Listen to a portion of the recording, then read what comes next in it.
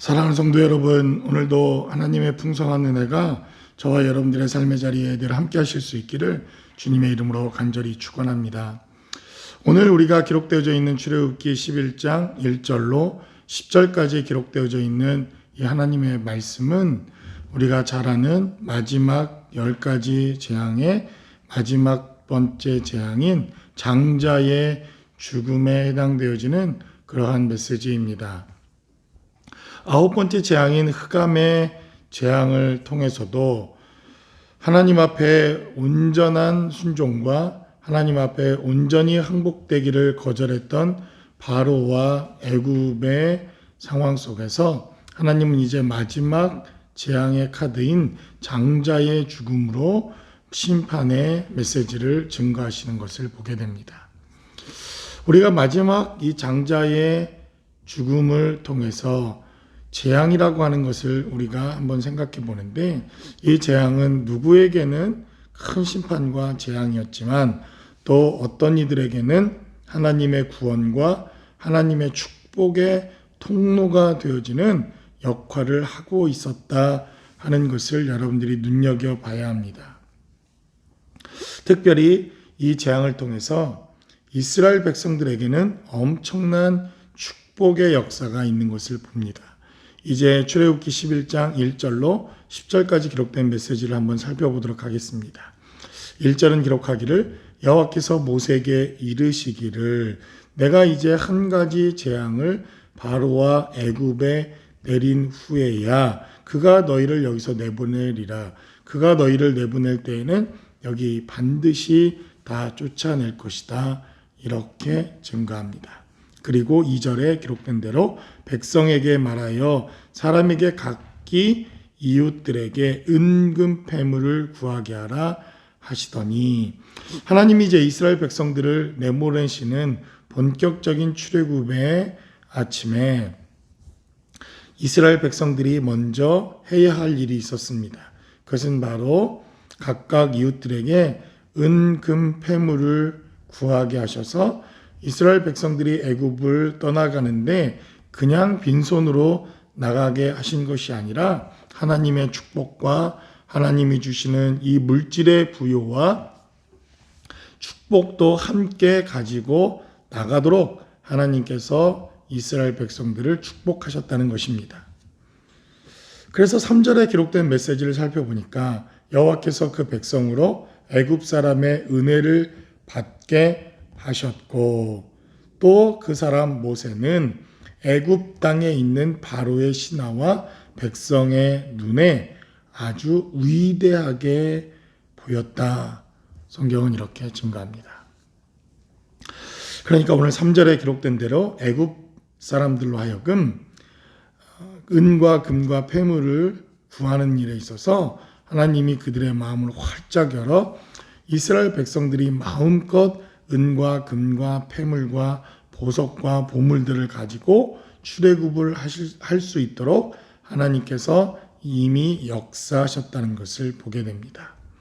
그리고 또 그 지도자였던 모세는 애굽 땅에 있는 사람들과 애굽의 모든 신하들, 그리고 심지어 바로의 신하에게까지 그는 아주 위대한 지도자로 급부상하게 된다는 것입니다.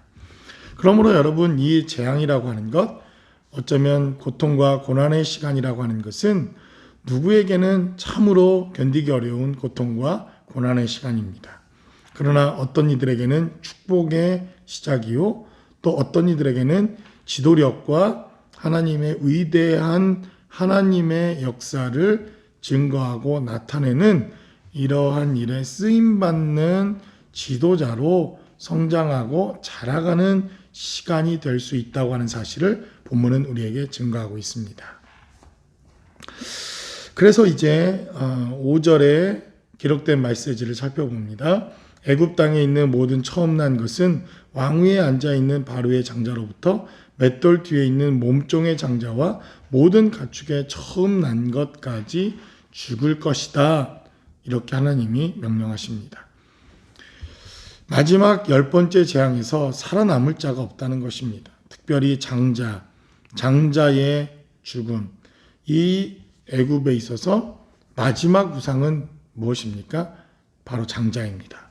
모든 장자권이 첫 아들에게 계승되어지고 바로라고 하는 바로 이 애굽의 강력한 왕도 장자권에 의해서 그 왕위가 계승되기에 장자는 애굽에 있어서 가장 큰 우상 중에 하나였습니다. 그런데 하나님께서 그 힘의 근원이 되고 애굽의 근간이 되며 자손 대대로 대를 잇는 이러한 장자의 고리를 끊어버리고 그들을 심판하심으로 하나님의 권세가 어디에 있는가, 정말 이 땅의 왕은 누구인가 하는 것을 보여주는 마지막 10번째 재앙이 시작됩니다. 그러나 우리가 한 가지 기억할 것이 있습니다.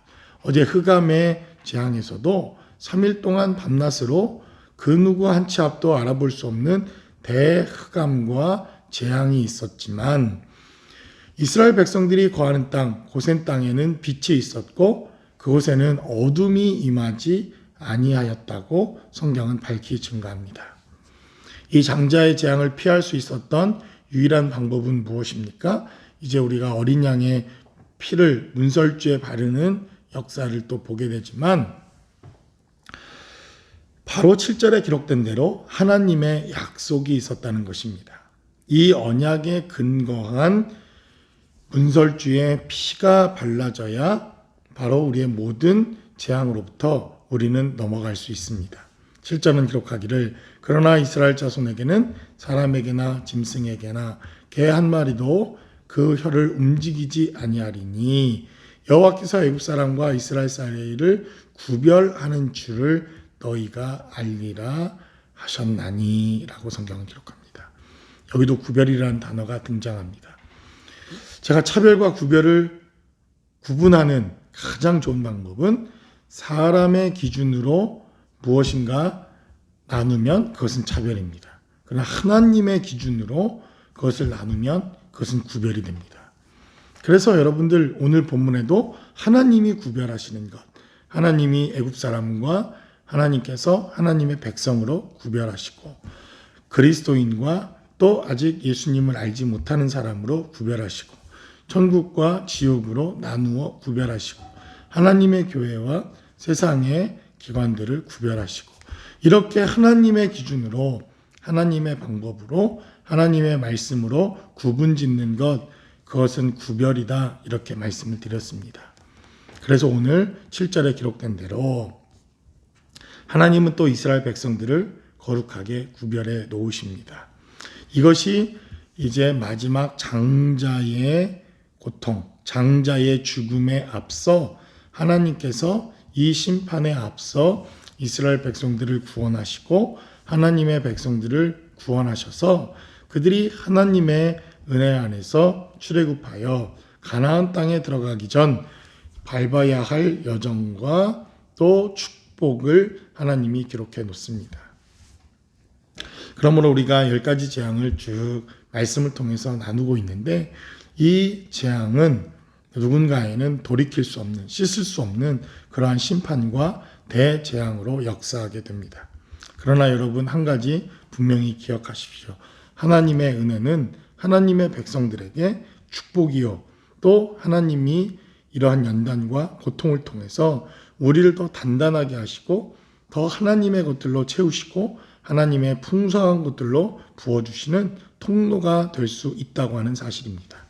그러므로 저와 여러분들의 삶의 자리에도 이러한 하나님의 축복과 하나님의 은혜와 하나님의 역사심이 늘 함께 하실 수 있기를 주님의 이름으로 간절히 축원합니다.